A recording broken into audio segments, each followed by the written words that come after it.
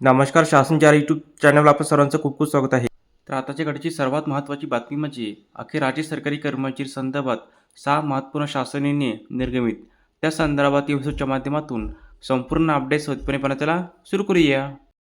राज्य अधिकारी आणि कर्मचारी संदर्भात दिनांक 10/4/26 रोजी 6 मोठे महत्त्वपूर्ण शासनाने निर्गमित करण्यात आले आहे.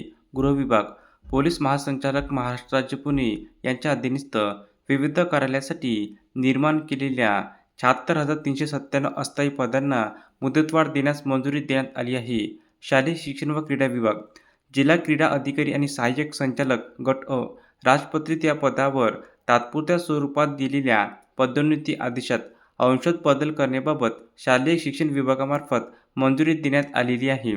शालेय शिक्षण व क्रीडा विभाग, महाराष्ट्र विनियोजन अधिनियम 2026-27 चे अनुदान वितरित करण्यास मंजुरी देण्यात आली आहे. महसूल व वन विभाग, उप अधीक्षक भूमी अभिलेख गट ब राजपत्रित संवर्गाची दिनांक 1/1/26 रोजीची अंतिम सेवा ज्येष्ठता सूची प्रसिद्ध करण्याबाबत महसूल व वन विभागामार्फत मंजुरी देण्यात आली आहे.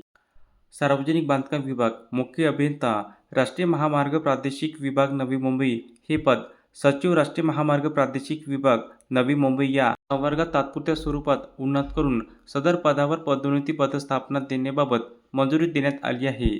अन्न, नागरी पुरवठा व ग्राहक संरक्षण विभाग, वैद्यमापनशास्त्र यंत्रणेमधील 146 अस्थायी पदांना दिनांक 1/3/26 ते दिनांक 31/8/26 या कालावधीकरिता मुदतवाढ देण्यास मंजुरी देण्यात आली आहे. धन्यवाद.